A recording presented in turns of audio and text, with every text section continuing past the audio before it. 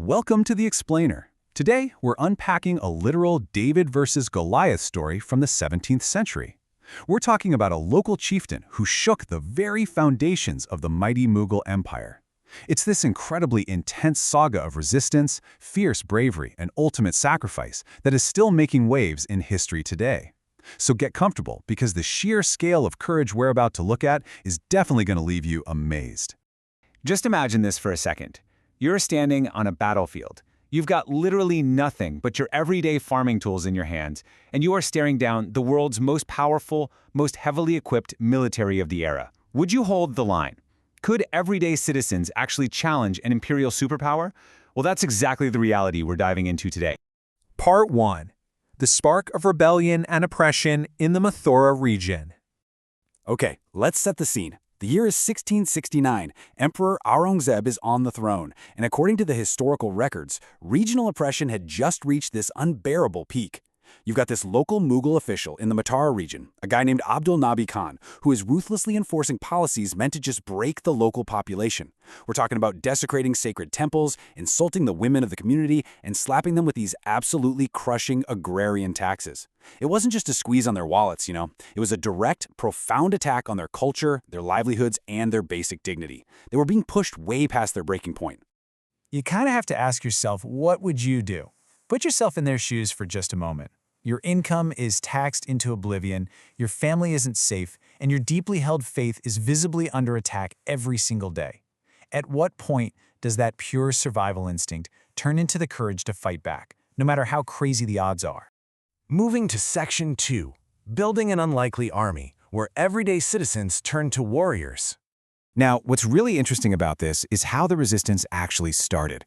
A local zamindar, or chieftain of Tilpat, a man named Gokula Jaat, basically decided that enough was enough. Gokula stepped up, not as a trained military general, but as a community leader. And he didn't just gather a few angry neighbors, no, he rallied an astonishing 20,000 local farmers. This was a massive, impromptu coalition of Jats, Ahirs, and Gujars from all over the region who literally dropped their plows and answered the call.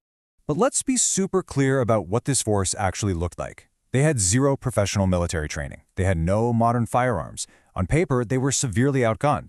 But what they lacked in firepower, they completely made up for in pure, unadulterated resolve. They were driven entirely by self-respect and this absolute need to protect their faith. Section 3, Shocking the Empire with Early Peasant Victories. So, you'd probably expect a poorly equipped peasant force to get crushed instantly, right? Nope. Actually, through just raw, explosive courage, Gokula's forces caught the imperial court entirely off guard.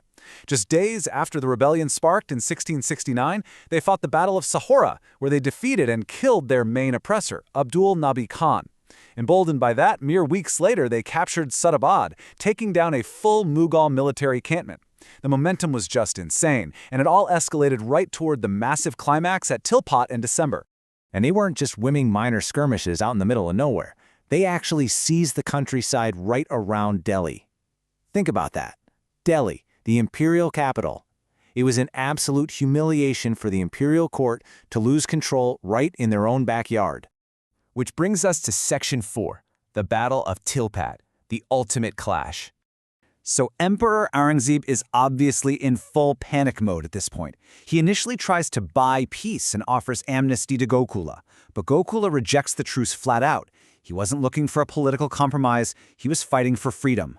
So the emperor decides to personally lead an elite army down to Tilpat. The contrast here is staggering. On Gokula's side, you have untrained farmers with spears, with women desperately loading whatever muskets they could find.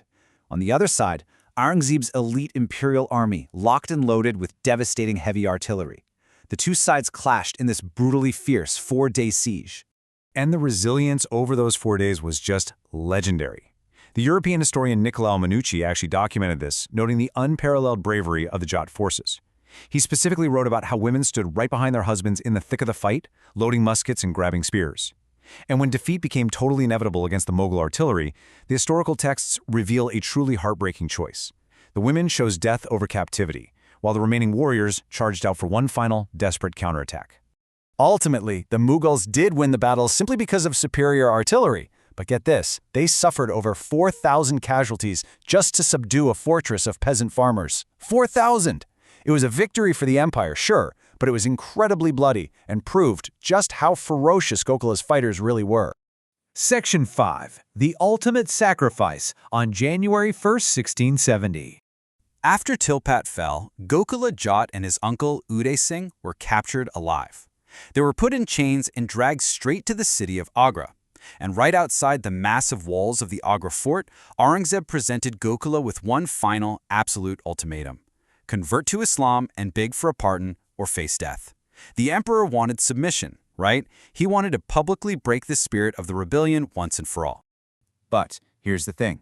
The source material tells us that Gokula literally mockingly refused. He rejected the terms right to the emperor's face. He chose to keep his faith and his dignity rather than save his own skin. Because of that defiance, on January 1st, 1670, Veer Gokula was brutally executed. The records show he was hacked to death, limb by limb, in this horrific public display that was designed to terrify anyone thinking about following his lead. Section 6. An eternal flame and the legacy of a martyr. But that brutal act of terror, it backfired. It sparked an eternal flame instead. And this brilliantly illustrates how a physical defeat can turn into a massive spiritual victory. To this day, communities across North India celebrate Balidan Divas, Martyrdom Day, every January 1st to honor him. His rebellion set the direct precedent for future leaders like Rajaram Jat to rise up. And most importantly, Gokula's sacrifice laid the critical cultural groundwork that eventually led to the creation of the fully independent Jat kingdom of Bharatpur. So, as we wrap up this explainer, I want you to consider this final question. How does one single devastating defeat plant the seeds for an entire independent kingdom generations later? Gokula Jaat lost his battle, and he lost his life. But his raw courage proved that everyday people, armed with unbreakable resolve, can absolutely change the trajectory of history. Thanks so much for exploring this fascinating historical source with me, and definitely keep digging into these incredible stories from our past.